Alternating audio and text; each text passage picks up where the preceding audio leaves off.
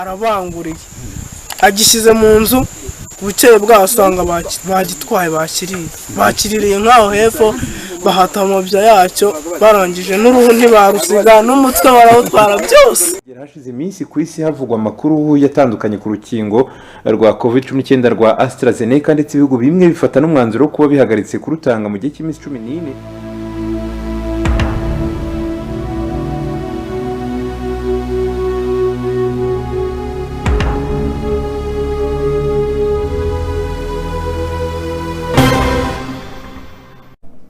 Reka dutangire n'amakuru yacu aho mu gihe hashize iminsi ku isi havugwa amakuru yatandukanye ku rukingo rwa COVID-19 rwa AstraZeneca ndetse ibihugu bimwe bifata n'umwanzuro wo kuba bihagaritse kurutanga mu gihe cy'iminsi 14.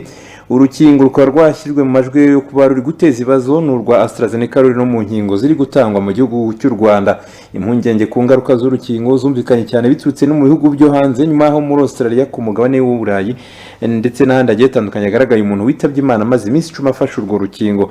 Isuzuma ryerekanye ko umuntu yishwe nuko amaraso atatemberaga neza mu mubiri akipfunyika mu gice kimwe. Byatumye ibindi bihugu 13 birimo Butaliyani, Denmark byari byarafashe urukingo rwapakiwiriwe hamwe n'urwahawe Australia bitangira gukora iperereza ndetse biza no gutangaza ko bibaye ihagaritse itangwa ry'urukingo rwa AstraZeneca mu gihe cy'iminsi 14. Mu isesengura ryakozwe n'abashakashatsi b'u Rwanda bigizemo uruhare byaje gutangaza ko mu by'ukuri urukingo rwa AstraZeneca atari rwo ntandaro kuri icyo kibazo kuko nubwo abantu 30 bamaze kugaragwaho ibibazo bijya gusa nk'iby'umuntu wapfuye muri Australia, hari ngo abandi benshi bisanzwe bizwi ko bafite ibibazo by'imitsi no gutemera kw'amaraso ariko batagizweho ingaruka n'urukingo. Umuyobozi rero w'ikigo cy'igihugu cy'ubuzima mu Rwanda RBC Dr. Sabin Nsanzimana akaba yavuze ko bitewe n'imikorere y'urukingo umuntu ashobora kumva atameze neza, ariko ibyo rero ngo ntacyo bitwaye muri rusange. Ati mu by'ukuri inkingo ntabwo ari ubwa mbere tuzibonye, zisanzweho kandi ntibitangaje ko umuntu ashobora kubabara aho bateye urukingo ko nyine n'urushinge bamuteye. Ubundi akamaro k'urukingo ni ugukangura umubiri kugira ngo wirwaneho gukora abasirikare b'umubiri. Ati uko gukora rero abasirikare b'umubiri bishobora kuzana ubushyuhe bigatera umuriro uringaniye no kubabara.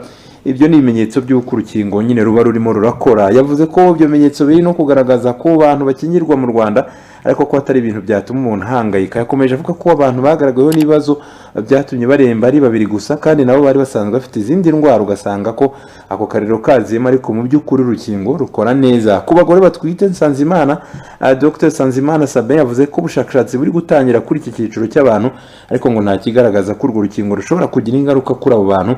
N'uwaba yarabubonye atwite cyangwa se yonsa ntakwiye guhangayika. Uyu muyobozi wa RBC kandi yagaragaje ko inkingo u Rwanda rwahawe zidafite nimero imwe n'izirimo gukorwaho iperereza mu Burayi, nubwo zose ziba zarakozwe n'uruganda rumwe arirwo rwa AstraZeneca. Benshi mu baturage batuye mu murenge wa Mushikiri ahandi mu karere ka Kirehe mu burasirazuba bw'u Rwanda baravuga ko bahangayikishijwe bikomeye n'ikibazo cy'ubujura, aho ngo nta muturage cyangwa se undi muntu w'umworozi ukitwa umworozi bitewe n'abajura.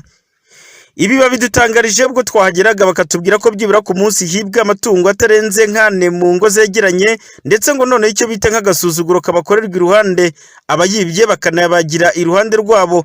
Tuganira babigarukagaho muri ubu buryo. Noneho ikibazo gihari hari ukwibwa kw'amatungo cyane, bakiba ihene bakazibagira ku rugo rwa muntu, baragize bakagenda bakazijya kuzicuruza hafi, kandi hari n'abantu babijyamo uruhare mu kuzigura bazirya. Bigatuma rero abo bantu nta ababizirya niba bakagira uruhare kugira ngo ziboneke, n'abayobozi barimo ariko bagatuma ntibatanga amakuru abantu, ahubwo bakafasha ku wa muntu kugira ngo akomeze yibe yitegembya nivuga ku bantu. Ariko kwibwa ko babamo birazwi, ibye birazwi. Birazwi n'ibintu n'uwaturuka he wese ashobora kuvuga ati ni umuntu runaka n'abafatanya nabo aba bafite, ku buryo nk'ubuyobozi bushyizemo imbaraga bwo hejuru bukamubaza neza mushikamiye. Ibyo byose byanagaragara, we yatanga amakuru. Izo hene iyo zibazwe ahanini aba bari gushaka abakiriye bo kurya izo nyama, baba bari abo mu munini, kandi urabona iyo bazibaze bo bagurisha ubupfunyika. None bo twebwe tukibaza ngo iyo bagurishije izo nyama z'ubupfunyika, kandi ari n'abayobozi b'umudugudu, iyo bajya kubivuga ku murenge barafatwa, bamara gufatwa bakajyanwa Nyarubuye bakongera bakarekurwa. Noneho baza bakakaza umurego, nimba wiyororeye iyo ngurube baraza bayikinjire ku mboga, niwe byuka mu gitondo usange ryatungo ryawe ryagiye. Niwe waba uryamye urakingura usange ya matungo yawe yagiye, kandi nibamara kubaga iryo joro mu gitondo barazinduka bacuruza inyama bakavuga ngo kuba ngo mutabafashe ngo kandi izo nyama ziri gucuruzwa ngo ntabwo mwaba mwamenye ngo iyo bazikuye.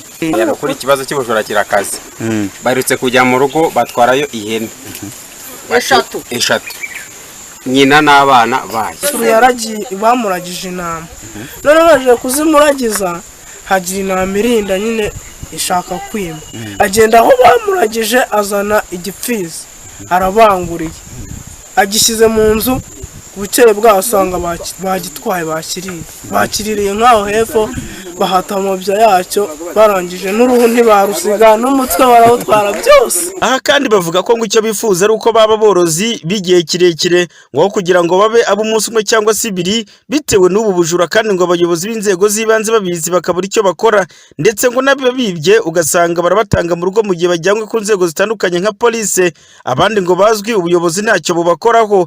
Dore icyifuzo cy'aba baturage tukaba twifuza rero ubuvugizi kugira ngo inzego zo hejuru zimanuke zirenze n'umurenge urebye kuko mu murenge babigiyemo ntibabishobora inzego zo hejuru zikaba zamanuka zo zigakurikirana ikibazo nk'ubu uyu munsi bari kuvuga ko hari umuntu wibwe ihene zibagirwa ku mbuga ngewe banyibye ihene ebyiri zarabuze kwa papa ni hano ruguru gakeya naho baretse kuziba ihene ebyiri zisiga utwana dutatu barazibaga bagasiga ibyo mu nda aho ngaho izindi bakagenda bakajya kubagira hirya nihaka ntibayitinya none rero nawe bazibye cyo bundi urumva bibye izindi hari n'ahandi bibye intama ejo musibo ijoro umusibo rirajoro ryashize ibyo byose byagiye none ubuyobozi usanga ngo nta bimenyetso ugasanga abantu twe twaheze muri icyo gihirahiro none se ko batoroye izo nyama ziba ziturutse hehe mwatukoreye ubuvugizi mudufashe mubaze n'ubuyobozi bw'umurenge urebye ubuyobozi bw'umurenge. Ku ruhande rwa Hakizamungu Adelite n'umunyamabanga nshingwabikorwa w'uyu murenge wa Mushikiri